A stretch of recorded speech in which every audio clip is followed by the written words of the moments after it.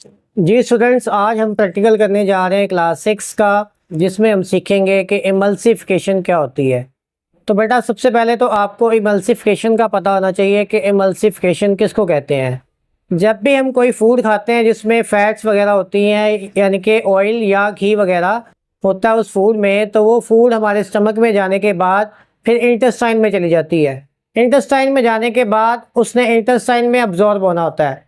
तो फैट्स और ऑयल्स के जो कतरे होते हैं वो बहुत बड़े बड़े होते हैं, तो वो इंटेस्टाइन के अंदर अब्जॉर्ब नहीं हो सकते। तो उनको अब्जॉर्ब करवाने के लिए हमारा लिवर एक केमिकल क्रिएट करता है जिसके अंदर साल्ट्स होते हैं। उन साल्ट्स का काम ये होता है कि उन्होंने उस फैट्स के जो बड़े बड़े ड्रॉप्स होते हैं उनको छोटे छोटे कतरों में चेंज करना होता है, जिसकी वजह से वो आसानी से इंटेस्टाइन के अंदर अब्जॉर्ब हो जाते हैं, जज़ब हो जाते हैं। तो इस अमल को कहते हैं इमल्सिफिकेशन। यानी कि ये काम जो होता है ये लिवर करता है। लिवर जो है वो एक साल्ट बनाता है, एक बाइल बनाता है, एक केमिकल बनाता है जिसका नाम है बाइल। ठीक है, उस बाइल के अंदर साल्ट्स होते हैं। वो साल्ट्स क्या करते हैं कि जो हमने फैट वगैरह खाई होती है उसके बड़े बड़े ड्रॉपलेट्स होते हैं, उनको वो छोटे छोटे ड्रॉपलेट्स में चेंज कर देता है। ठीक है, तो अभी आपके सामने ये स्क्रीन दिख रही है, इसमें आपको ये डायग्राम दिखाई दे रही है। तो इसमें आप देख सकते हैं कि ये बड़ा सा हमारे पास लिवर है। लिवर के साथ एक छोटी सी पाउच अटैच है जिसको गाल ब्लैडर कहते हैं। अब ये लिवर एक केमिकल बनाकर इसके अंदर स्टोर कर देता है जिसका नाम है बाइल। ठीक है, ये बाइल, ये जो केमिकल है जो इसके अंदर स्टोर होता है उसका नाम है बाइल। इसके अंदर बेटा बहुत सारी चीज़ें होती हैं, साल्ट्स होते हैं। तो इसका फंक्शन ये होता है कि इसने जो हम फूड खाते हैं जो स्टमक के ज़रिए से आती है, जिस फूड के अंदर फैट्स वगैरह होंगी, यानी कि घी ऑयल वगैरह ऐसी चीज़ें आपने खाई हैं, तो वो इसके अंदर जब आती हैं स्टमक के अंदर और फिर वो स्मॉल इंटेस्टाइन में आ जाती हैं, तो ये इसकी जो डक्ट होती है उसकी मदद से ये बाइल्स क्रिएट करता है। वो बाइल जो होता है वो स्मॉल इंटेस्टाइन में एंटर हो जाता है। इधर से आपकी वो वाली फूड जिसमें आपने फैट्स वगैरह खाई हुई हैं वो भी आ जाती है। तो ये बाइल के अंदर जो साल्ट्स वगैरह आते हैं, बाइल आता है, ठीक है, वो उन फैट्स के ऊपर केमिकल रिएक्शन करता है, उन फैट्स के ऊपर जो है वो अपना अमल दिखाता है और उनको बड़े बड़े ड्रॉपलेट्स से, बड़े बड़े ड्रॉप से छोटे छोटे ड्रॉपलेट्स में चेंज कर देता है। इस अमल को कहते हैं इमल्सिफिकेशन, यानी कि बाइल का फैट्स के बड़े बड़े कतरों को छोटे छोटे ड्रॉपलेट्स में चेंज कर देना, इस अमल को इमल्सिफिकेशन कहा जाता है। तो अभी आप ये देख सकते हैं कि ये आपके सामने ये फैट का बड़ा सा कतरा है। ठीक है, तो जैसे ही इसके ऊपर आकर बाइल साल्ट्स अटैच होंगे, ये आपको छोटे छोटे बाइल साल्ट्स नज़र आ रहे हैं। ठीक है, ये इन फैट्स के बड़े से कतरे के ऊपर जब आकर अपना एक्शन करते हैं तो इनको छोटे छोटे ड्रॉपलेट्स में चेंज कर देते हैं। इस अमल को इमल्सिफिकेशन कहते हैं। ठीक है, fat droplets coated with bile salts. ठीक है, ये जो फैट होती है इसके इर्द गिर्द लिपट जाते हैं और इनको छोटे छोटे ड्रॉपलेट्स में चेंज कर देते हैं। फैट के एक बड़े से कतरे को छोटे छोटे कतरों में चेंज करना, ये कहलाता है इमल्सिफिकेशन। ठीक है, तो इसको हम इमल्सिफिकेशन का प्रोसेस कहते हैं। Fat droplets coated with bile salts. तो अभी आप ये देख सकते हैं कि ये छोटे छोटे कतरों में चेंज हो चुका है। अब ये जो कतरे होते हैं ये हमारी इंटेस्टाइन के अंदर इजीली अब्जॉर्ब हो जाते हैं।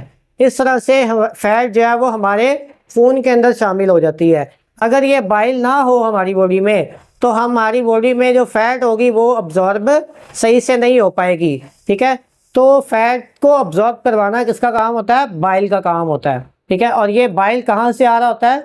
लिवर से आ रहा होता है। ठीक है, लिवर के साथ एक जो छोटी सी पाउच अटैच है जिसका नाम है गॉल ब्लैडर, उसके अंदर ये बाइल स्टोर होता है। जैसे ही हम फैट वाली फूड खाते हैं तो ये बाइल स्क्रीट होता है और हमारी इंटेस्टाइन में आ जाता है। इंटेस्टाइन में आने के बाद ये हमारी फैट के साथ केमिकल रिएक्शन करता है, ये फैट के साथ रिएक्शन करता है और उसको बड़े ड्रॉपलेट से छोटे छोटे, बड़े ड्रॉप से छोटे छोटे ड्रॉपलेट्स में चेंज कर देता है। तो इस अमल को कहते हैं इमल्सिफिकेशन। जी स्टूडेंट्स, सभी जो आपने इमल्सिफिकेशन का प्रोसेस सीखा उसको हम छोटे से प्रैक्टिकल डेमोन्स्ट्रेशन की मदद से सीखेंगे। तो मैंने एक अदर टेस्ट ट्यूब ले ली है, इसके अंदर मैंने कुछ पानी ऐड कर दिया है। आप देख सकते हैं कि ये टेस्ट ट्यूब के अंदर मैंने कुछ मिकदार में पानी डाल लिया है। अब हम क्या करेंगे कि इसके ऊपर ये फैट वगैरह डालेंगे, ऑयल वगैरह डालेंगे, जिस तरह के हमारे खाने में होता है। ठीक है, तो ये हमने ऑयल वगैरह ऐड कर दिया पानी के ऊपर। आप देख सकते हैं कि ये जो ऑयल है इसने पानी के ऊपर एक अलग सी लेयर बना दी है। ठीक है, यानी कि ये अभी बड़े से कतरों की शक्ल में मौजूद है। तो जब तक हमने इसको डिसॉल्व करना है पानी के अंदर, ताकि ये इंटेस्टाइन के अंदर इजीली अब्जॉर्ब हो जाए। तो हमने अभी फंक्शन सीखा बाइल का, ठीक है, कि बाइल क्या करता है कि वो फैट्स के ऊपर जाकर एक्शन करता है और उसको छोटे छोटे कतरों में चेंज कर देता है, ठीक है। वो छोटे छोटे कतरे जो होते हैं वो आसानी से हमारी इंटेस्टाइन के अंदर अब्जॉर्ब हो जाते हैं। तो इसी अमल को देखने के लिए हम यहाँ पर क्या करेंगे कि हमने डिटर्जेंट पाउडर लिया हुआ है, ठीक है। इस डिटर्जेंट पाउडर को हम इस टेस्ट ट्यूब के अंदर ऐड करेंगे।